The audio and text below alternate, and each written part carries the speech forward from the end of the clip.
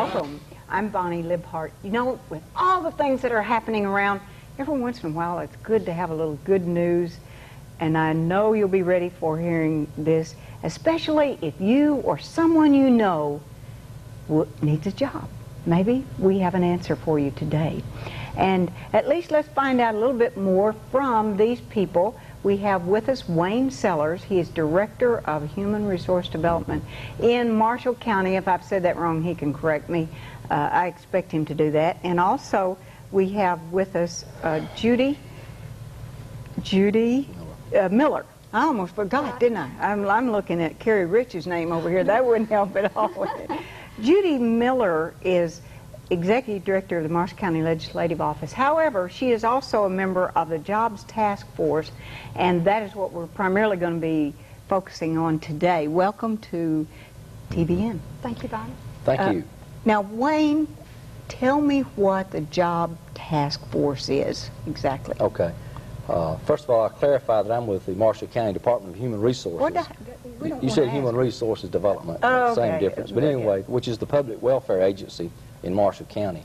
The Jobs Task Force is made up of representatives from several different organizations that work with welfare clients or low-income people. Educational representatives, we have representatives from Sneed College, from the high schools, from the vocational rehabilitation or the vocational educational program, from JTPA, from Job Training Partnership Act people from the Skills Center, from representatives from the private sector, volunteers, Chamber of Commerce types, persons interested in being a part of helping improve life for low-income people and people that have come up on hard times, or maybe they've been on welfare all their lives and they want a different way of life. And the coordination and the cooperation of these individuals and groups to make each one of our efforts more effective. You know, sometimes we get in an agency and we got our little piece of the action or the government program that's being supported by the taxpayers, and the employers are working hard and they're doing everything they're supposed to do. Over here you got another agency, the Employment Service, who is also represented on our task force. They're doing everything they're supposed to do.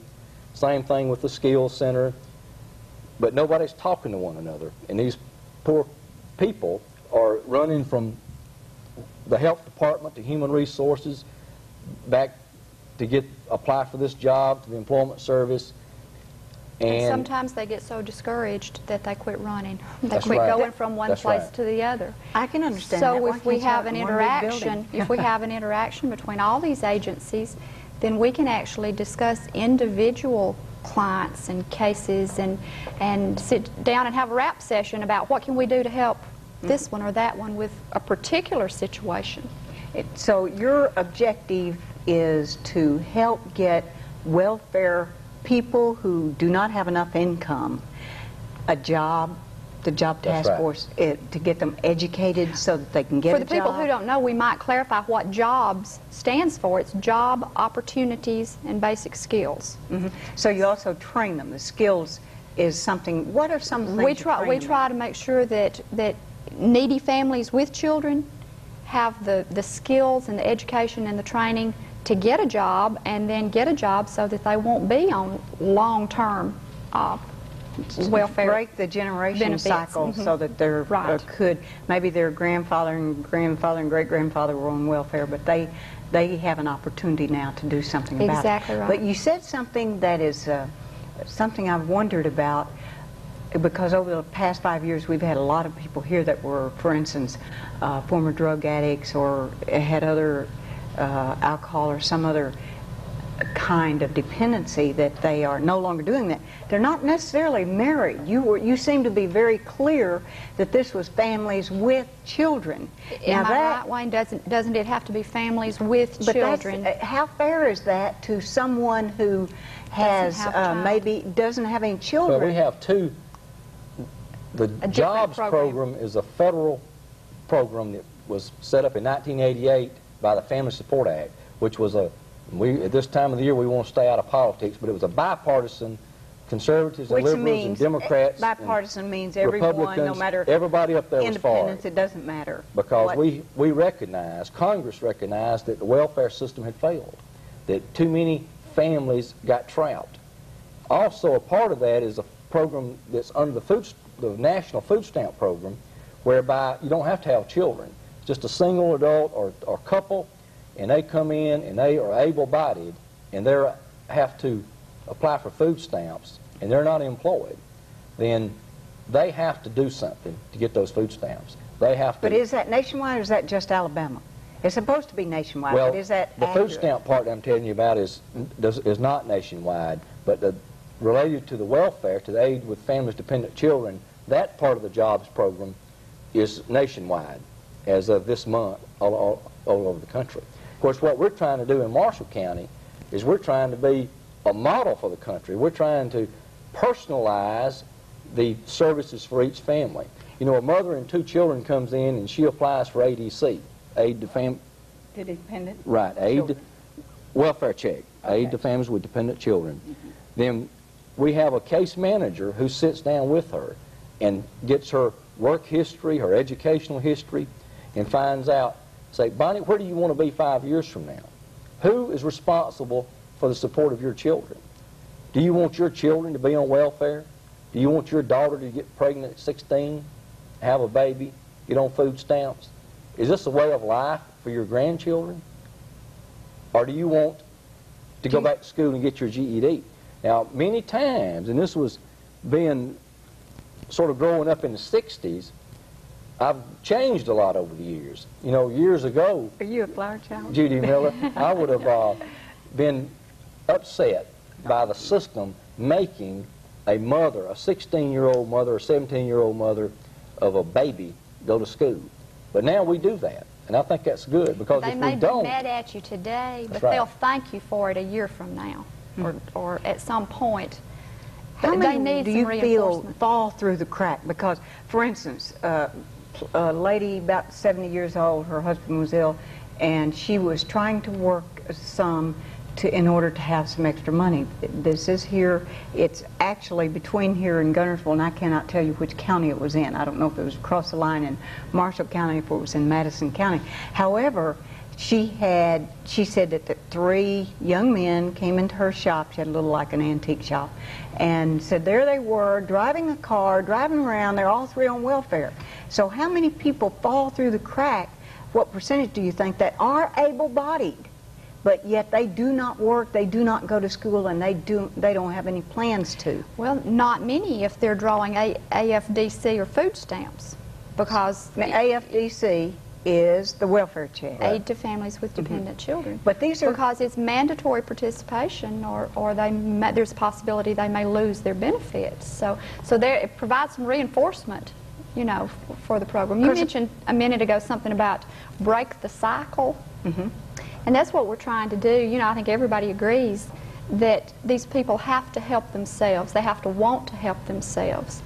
And, you know, there's an old, I guess, Chinese proverb or something that says, give a man a fish and you feed him for a day, but teach him to fish and you feed him for a lifetime. So that's what we're trying. Right. I think that kind of sums up the jobs program. We're teaching these people how to fish. That's right. And we believe that if you truly expect a mother or father or a young couple to be responsible for their family and their children, and they will be.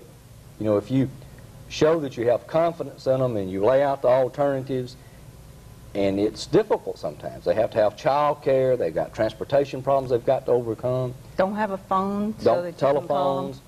And of course, that's for a another job.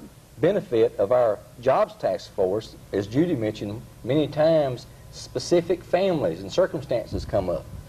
I remember a case in which a college-educated woman was on welfare.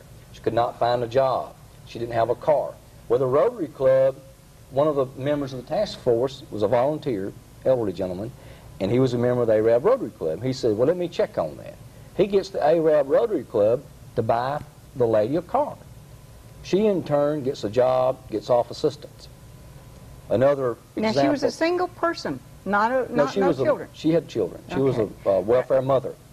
Another welfare mother could not get into the truck driving class. Oh, no, go ahead. Go ahead. Oh. No, well, I'll ask you. Okay. Anyway, she wanted to be a truck driver, and there's a limit to the number of persons that can enter the truck driving school that's operated by the Job Training Partnership Act that we mentioned earlier.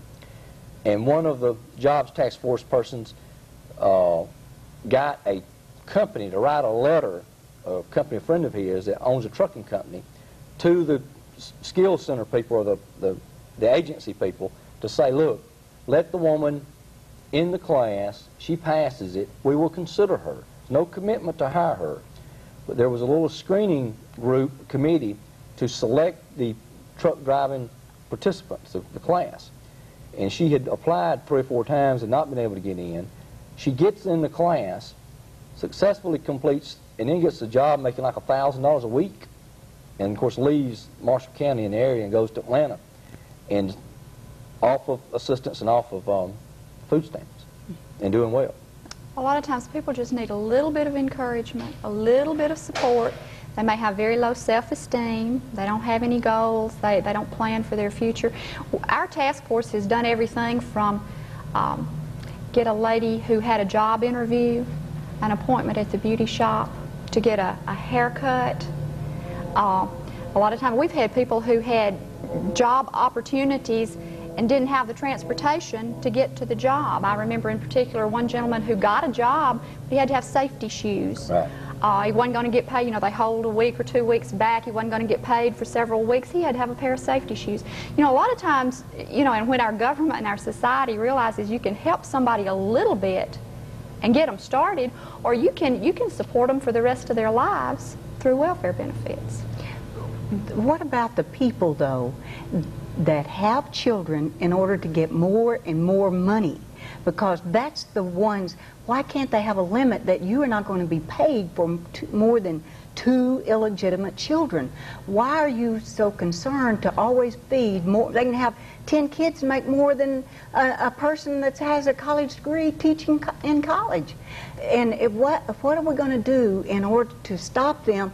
And I know of a person, for instance, when my husband was in the Marine Corps, and another woman was living with a man, she said, and she wouldn't marry him because she said, I know what I get from welfare, and I'm not going to marry him because I don't know whether he can support me. And so how about those kinds of people that are deliberately keep not marrying? There's not a man around the house, and except there is. One can give you more statistics than I can, but personally I think that's a little bit of a misconception. You hear that, but this person but on a large scale, that doesn't, you know, and I'm sure there are isolated cases, but on a large scale, I don't think that happens. Why can't you at least limit the number of children that they would, food stamp payments that looked enticing to me? Now, of course, Alabama, we have the 2nd lowest welfare benefits payment in the country. For the first child, you get $111 a month, and then I believe it goes to $120 or $130. Anyway, it does not go up, you know, equal amount for the next child. But if they get any benefits, then our child support unit, believe me, is going to be after whether or not she's married to the daddy or not, or whether or not he's married to somebody else. We're going to find out who the daddy is, going to have the court order appropriate blood test if we have to, and we're going to make him pay child support. And recoup what the state has already paid. That's right. Now we're going to continue to discourage these mothers from having, and of course we don't believe, many of these women, and you alluded to the lowest self-esteem, many of them that we've discovered are looking for a man sometime for security. You know, they're beat down, self-esteem is this high, and if they have a male that will be nice to them and treat them kindly, then many times that's what they're not thinking about additional welfare benefit. It just happens. If we can fill that void with inspiration, you know, inspire them to get an education, to make something out of themselves, a lot of times all they need is just a little encouragement. We had a lady at the United Way kickoff luncheon a couple of weeks ago in Gunnersville, and she gave a little testimony about how United Way had helped her.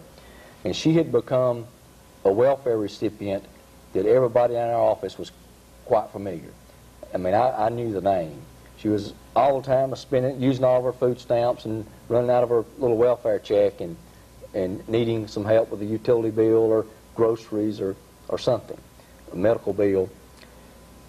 We got her in the jobs program, and I must confess that I was cynical about her. I didn't think she'd ever get off the rolls. She's working in Scottsboro, Alabama now, and she took off work to come back to the United Way kickoff luncheon to tell her story. And I don't believe that, I believe, let me put it this way, I believe that the Jobs Task Force and the efforts of our community in Marshall County, working together with this lady, we were able to work through a whole lot of resistance, build her self-esteem up, and now she is happy and she's enthusiastic, and it just shows. And she gave a very touching. Well, I know you have special stories like that, but what is being done to stop the welfare to people who deliberately have more than 2 children? Is there anything that's being done that was to get so they won't get additional welfare for more than 2 children? We're doing all we can to help everybody on welfare to become self-sufficient, to get the training and education they need.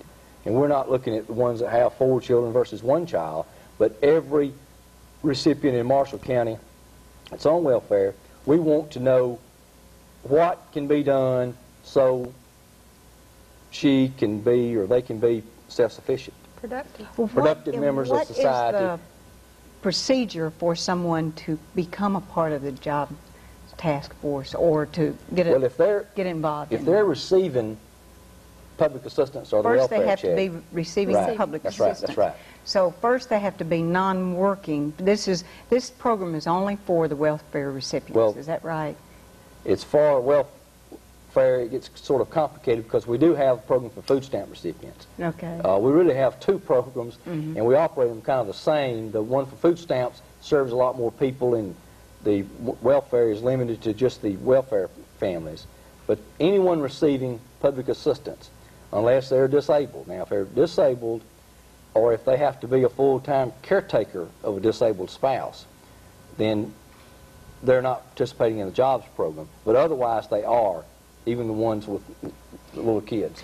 I might mention, too, though, that you don't have to be a welfare recipient to participate in many of these programs that we're talking about that are available. You know, there are people who are not receiving AFDC, you know, JTPA and adult reading and GED classes. You know, a lot of these programs are available to them. Diploma. Right. But and anyone specifically can do that. Talking about jobs, what we're saying is that these clients are mandated to participate. Participation is mandatory. If they are able-bodied, what you're saying is that every person that you're aware of in Marshall County that receives assistance must, if they're able-bodied, they must participate in the jobs task. That's right. In the jobs program. That's right. They have to be in some component. They have to go to the job shop at the employment service, or they have to go to the adult basic education classes to work on their GED, or they get enrolled in one of the JTPA classes that we mentioned earlier. Job training partnership. That's training. Right. And many of those programs, excellent point, most of those other programs are not just for welfare clients. I don't want anybody to think that they've got to you know, get down to the point that they need welfare assistance in order to further their education and receive some of these services that are available to them too. Those people that fall through the loophole, and that is the single people who, for whatever reason, from maybe being on drugs or for whatever reason, they've gone for maybe a decade where they have been who knows what, selling drugs, being in a drug program, and now they're clean. They are ready to... JTPA picks up a lot. The Employment Service. North Alabama Skills Center, they pick up a lot of those clients. But they still cannot get money to get a car or to get a job, or to get food or to get a telephone or... Well, in some of the JTPA programs, they have a little allowance, training allowance. It's like $2 an hour. Like if they go into the truck driving class or the helps with their gas or secretarial class. or The single person can apply for food stamps and may be eligible for that assistance. But there is no welfare benefit or cash benefit for non-disabled single adults. Mm-hmm. This is true. So what they need to do is to become part of the jobs program or something. Or go to the employment service or employment right. service. And what about the person that I had one person on here that had been a member. Well, she was on welfare for a long time, and she was making about $800 a month at her job, but she was able to get food stamps. I think she finally got off the program. But I've also had people who said they didn't want to take a job because they were making more money at the collecting money from welfare than they were in any job they could be offered. That's the reason it's mandatory.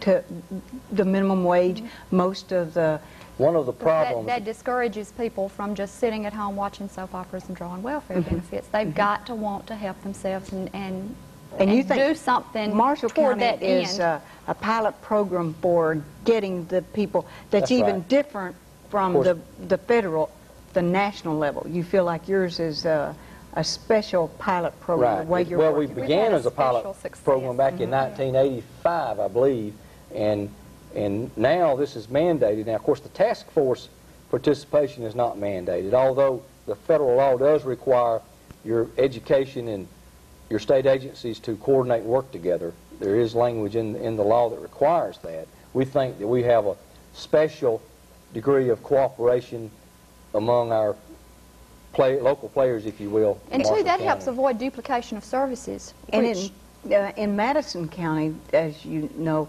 they've been giving cash instead of food stamps.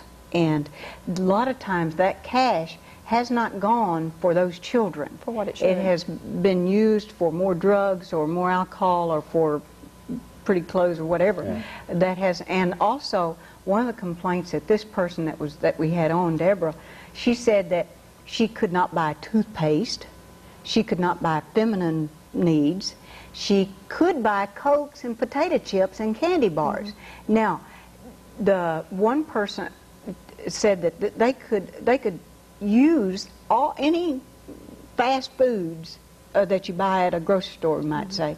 They could get any of those, but they couldn't get some of the really necessary bathroom tissue, those kinds of things.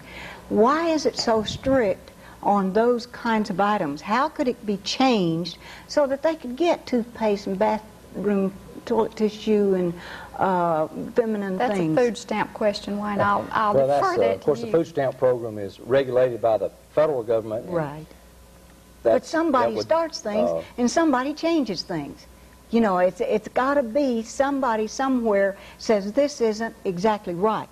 And we need to either they can't buy Cokes and potato chips or they or let them buy toothpaste. Right. I could use some right now, I think.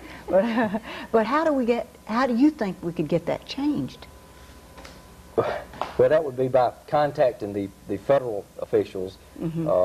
I would be more inclined to go to what's called the EBT, or electronic benefits transfer, and get out of the food stamp business. And we spend so much of the taxpayers' money on the cost of the coupons, the cost of shipping them and storing them and issuing them, and there's a whole lot of, as we know, and we don't like it, but we must admit there is a lot of crime and underground trafficking of those from the big grocery stores as well as individuals trading them for whiskey and cigarettes, and we could eliminate a whole lot of fraud by doing away with all of that anyway.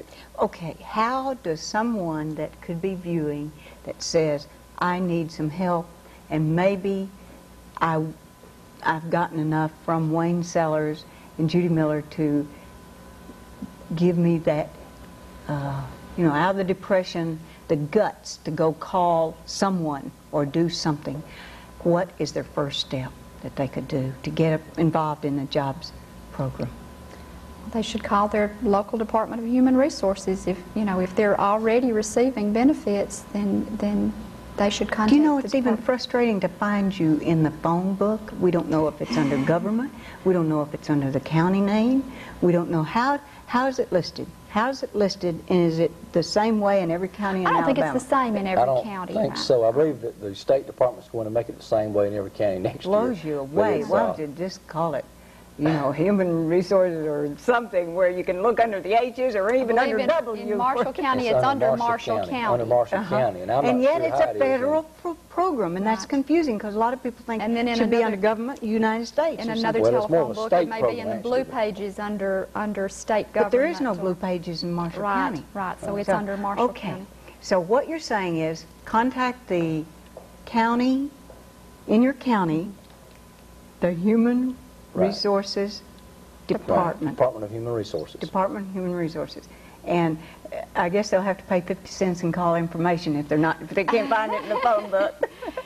But and then they can go from there, right? And many people refer to us as the food stamp office. So But you can't find it on a food stamp office in your phone book or even welfare. And some people still refer to it as pensions and security. That's not in the It's all but what one we're and the trying to same. say is the person that's watching that needs to know how to find you, because it sounds like an exciting program, and you have served a lot of people, and we have all these statistics we're not going to be able to get to, but you have 166 jobs participants.